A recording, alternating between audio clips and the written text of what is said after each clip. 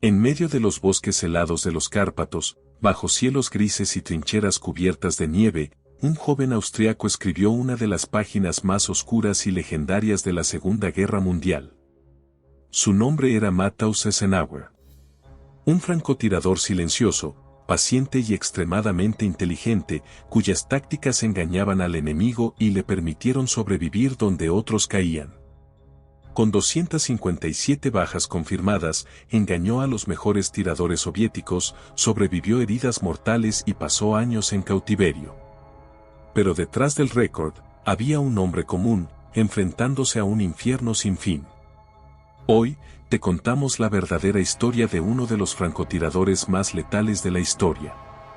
Matthaus Eisenhower nació el 23 de diciembre de 1924 en Oberwolz, una pequeña localidad montañosa en el estado de Estiria, Austria.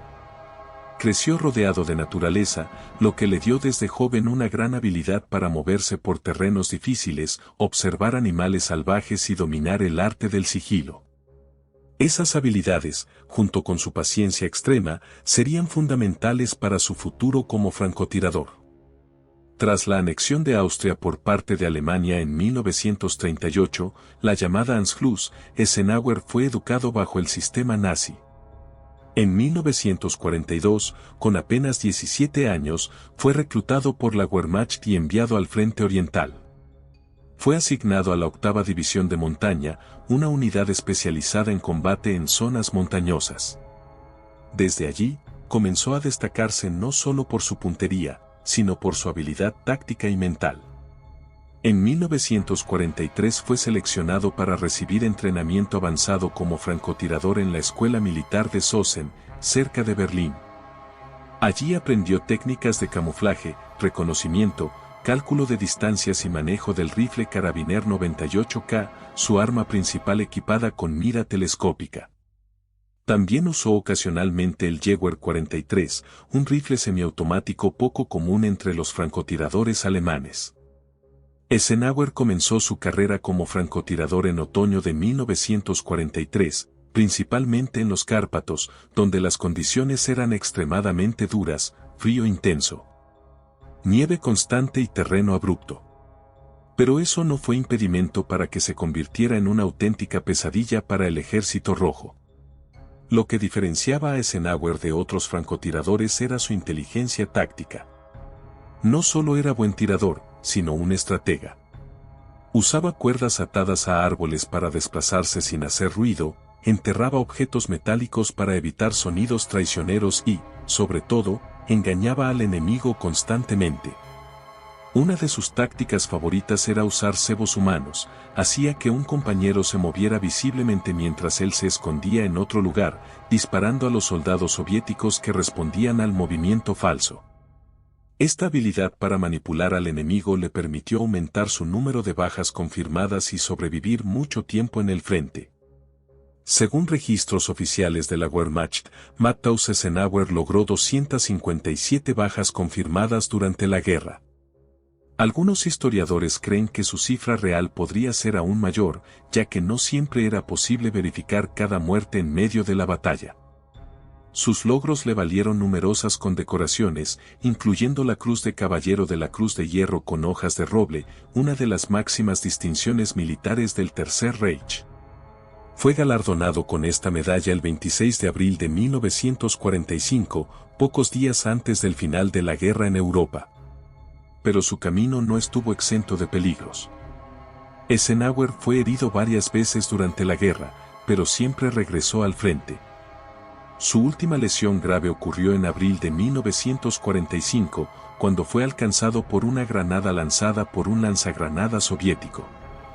Sufrió graves heridas en ambas piernas y fue evacuado al hospital. La guerra terminó poco después. Eisenhower fue capturado por las fuerzas estadounidenses y luego entregado a los soviéticos, quienes lo enviaron a un campo de prisioneros de guerra.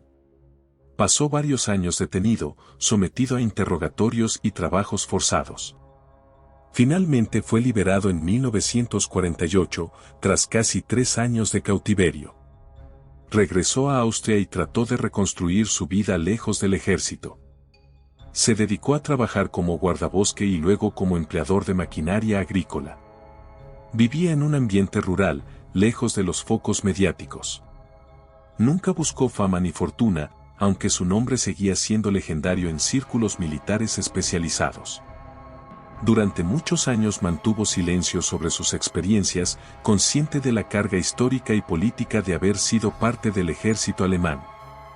Pero en los años 90, concedió algunas entrevistas a periodistas y expertos en historia militar, donde habló sobre sus tácticas, su ética en el combate y cómo veía la guerra desde la perspectiva de alguien que había vivido en primera persona uno de los conflictos más brutales de la historia humana. En una de esas entrevistas dijo: "Nunca maté por placer. Solo cumplía órdenes. Era mi trabajo y lo hice lo mejor que pude". A pesar de su pasado, nunca expresó ideología nazi ni mostró simpatía por el régimen. Más bien, parecía un hombre pragmático que hizo lo que tenía que hacer para sobrevivir y proteger a sus camaradas. Matthias Sessenauer murió el 3 de octubre de 2004, a los 79 años, en su casa en Oberwolz, Austria. Fue enterrado en el cementerio local, en un entorno tranquilo y respetuoso, sin grandes ceremonias públicas. Su historia es un testimonio del horror y la grandeza humana en tiempos de guerra.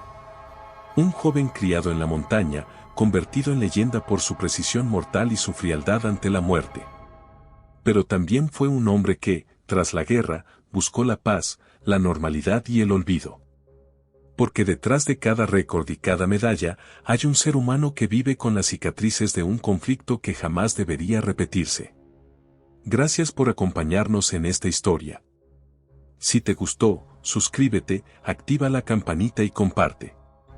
Nos vemos en el próximo video.